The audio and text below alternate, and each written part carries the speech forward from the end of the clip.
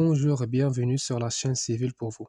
Aujourd'hui, nous allons plonger dans un sujet crucial pour garantir la qualité et la durabilité des projets de construction. C'est le contrôle des enduits par les essais d'arrachement. Les enduits jouent un rôle essentiel dans la protection illicite des surfaces construites, qu'il s'agisse de murs, façades ou autres éléments. Mais comment savoir si ces enduits sont bien appliqués et vont résister de longtemps? C'est là que les essais d'arrachement entrent en jeu. Ces tests permettent de vérifier l'adhérence des enduits et de s'assurer qu'ils répondent aux exigences de performance. Dans cette vidéo, nous allons découvrir ce qu'est un essai d'arrachement, comment il est réalisé et pourquoi il est important pour le contrôle de qualité des enduits. Nous allons également explorer les différentes méthodes et techniques utilisées. Alors, si vous êtes intéressé par les techniques de contrôle de qualité de le bâtiment, ou si vous voulez en savoir plus sur la manière dont les enduits sont testés, restez avec nous et n'oubliez pas de vous abonner pour ne pas manquer nos prochaines vidéos. L'essai d'arrachement est une méthode de contrôle de qualité utilisée pour évaluer l'adhérence d'un enduit à son support. Il permet de mesurer la résistance à la traction que l'enduit peut supporter avant de se détacher du substrat. En d'autres termes, cet essai permet de vérifier si l'enduit est correctement fixé et s'il répond aux normes de durabilité et de performance requises. Concrètement, l'essai d'arrachement consiste à appliquer une force de traction sur une portion de l'enduit jusqu'à ce qu'il se découle. Cette force est mesurée et comparée aux spécifications techniques de l'enduit. Le résultat de cet essai donne une indication précise sur la qualité de l'application et sur la capacité d'enduit à résister aux conditions de service auxquelles elle sera exposée. Les essais d'arrachement sont essentiels pour prévenir les problèmes tels que les découlements ou les fissurations prématurées qui peuvent compromettre l'intégrité des structures et entraîner des coûts supplémentaires pour des réparations. En assurant un contrôle rigoureux de l'adhérence des enduits, on garantit une meilleure durabilité et une performance optimale des surfaces enduites. Pour réaliser un essai d'arrachement de manière efficace et précise, il est essentiel d'avoir le bon matériel. Voici les principaux équipements et outils utilisés. Premièrement, des dispositifs d'essai, c'est-à-dire un dynamomètre ou un appareil de traction.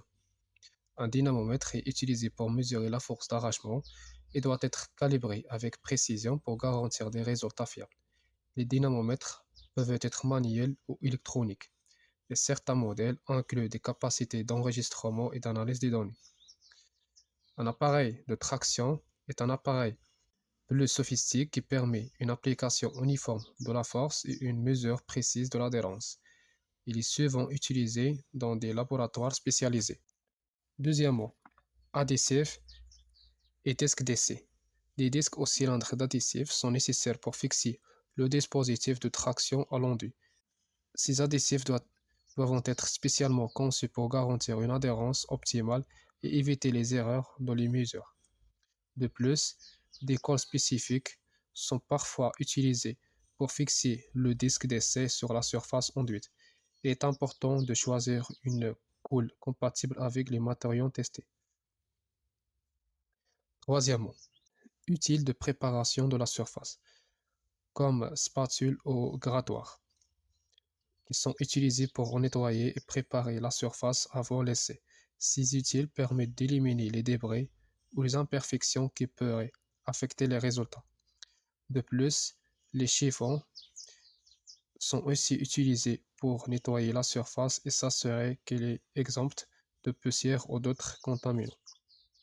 Quatrièmement, instruments de mesure, tels que des règles et des calibres, pour mesurer la surface de l'échantillon et s'assurer que la zone d'essai est conforme aux normes spécifiques. De plus, des outils de mesure de l'épaisseur pour vérifier l'épaisseur de l'enduit si nécessaire avant de procéder à l'essai. Cinquièmement, les matériels de documentation, comme des caméras ou smartphones, pour prendre des photos de la surface avant et après l'essai, ce qui peut être utile pour l'analyse des résultats et la rédaction de rapports. De plus, des carnets de notes ou ordinateurs pour enregistrer les résultats de l'essai, les observations et toutes autres données pertinentes. Finalement, les équipements de sécurité. comme des gants de protection pour protéger les mains lors de la manipulation des matériaux et des outils, et aussi les lunettes de sécurité pour protéger les yeux contre les débris ou les éclats lors de l'essai. Passons maintenant à la procédure détaillée de l'essai d'arrachement. Cette étape est cruciale pour obtenir des résultats précis et fiables. Voici les étapes principales à suivre. La première étape est la préparation du site de test. Cette étape consiste à choisir l'emplacement ou un endroit représentatif sur la surface enduite pour réaliser l'essai. Il est important que la zone choisie reflète les conditions d'application et d'utilisation réelles de l'enduit. De plus, un bon nettoyage de la surface est indispensable pour assurer que la surface est propre et exempte de débris ou de contaminants qui pourraient affecter les résultats. La deuxième étape est la préparation des échantillons. Cette étape consiste à utiliser un outil pour définir une zone précise de l'enduit qui sera testée. Cette zone doit être suffisamment grande pour permettre une mesure précise de la force d'arrachement. De plus, une application de l'adhésif doit être spécialement conçue à la surface enduite, en assurant que l'adhésif est bien fixé et qu'il n'y a pas de bol d'air ou d'imperfection sur disque. La troisième étape est la réalisation de l'essai. Cette étape consiste à installer de l'appareil, comme un dynamomètre ou un appareil de traction à l'adhésif, en assurant que l'appareil est bien aligné pour éviter les mesures erronées. Commençons à appliquer une force de traction progressivement sur l'adhésif. Cette force doit être augmentée de manière constante jusqu'à ce que l'enduit se détache du substrat. Au fur et à mesure, le mesure de la force d'arrachement doit faire pendant que la force est appliquée. Surveille et enregistre la valeur maximale de traction avant que l'enduit ne se découle. Cette valeur indique l'adhérence de l'enduit au substrat. La quatrième phase est l'analyse des résultats. Cette phase consiste à interpréter des données, c'est-à-dire comparer la force mesurée avec les spécifications techniques de l'enduit. Un arrachement à une force inférieure à la norme peut indiquer des problèmes d'application et de qualité de matériaux. De plus, une observation des dommages sur la surface doit faire pour identifier des défauts ou des anomalies. Cela peut fournir des indices sur la cause de l'échec si l'adhérence n'est pas suffisante. La dernière étape est la documentation, c'est-à-dire rédiger un rapport détaillé incluant les résultats de l'essai, les conditions de test et toute observation pertinente. Ce rapport est essentiel pour évaluer la conformité de l'enduit aux exigences de qualité et pour prendre des décisions éclairées sur les corrections nécessaires.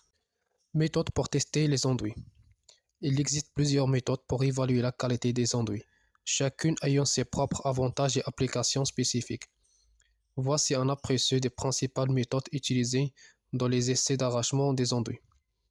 La première essai est l'essai d'arrachement direct. Cette méthode consiste à appliquer une force de traction directe sur un échantillon d'enduit jusqu'à ce qu'il se détache du substrat. Cette méthode est simple à réaliser et fournir une mesure directe de l'adhérence. Il est idéal pour des tests en laboratoire ou sur site. La deuxième méthode est l'essai de traction à l'aide d'un cône. Cette méthode utilise un cône ou un outil similaire pour appliquer une force de traction sur l'enduit de manière concentrée. Cette méthode permet une application précise de la force et peut fournir des informations sur la résistance locale d'enduit. La troisième méthode est l'essai de traction à l'aide d'une broche. Cette méthode utilise une broche ou un ancrage qui est fixé à l'enduit pour appliquer une force de traction.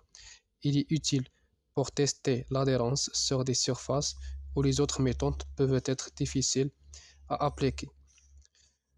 La quatrième méthode est l'essai de décollement par grattage. Cette méthode évalue la résistance de l'enduit ou de décollement par grattage mécanique. Il fournit une évaluation de la résistance au décollement et peut être utile pour des contrôles rapides. Finalement, nous vous remercions beaucoup d'avoir regardé cette vidéo sur le contrôle de qualité des enduits par les essais d'arrachement. Nous avons vu À quel point l'essai d'arrachement est important pour garantir que les enduits sont correctement appliqués et qu'elles résistent aux conditions auxquelles ils seront semés. En appliquant cette méthode avec rigueur, nous pouvons détecter les problèmes potentiels avant qu'ils ne deviennent des défauts coûteux ou des risques pour la sécurité. Une bonne pratique de contrôle de qualité contribue à des constructions plus fiables et durables, ce qui est crucial pour le succès de projet. Pour récapituler, nous avons exploré les différentes méthodes d'essai, de test d'arrachement direct, aux essais de traction en passant par le test de décollement par grattage. Chaque méthode a ses propres avantages et applications spécifiques, mais toutes visent à assurer la performance et la durabilité des enduits.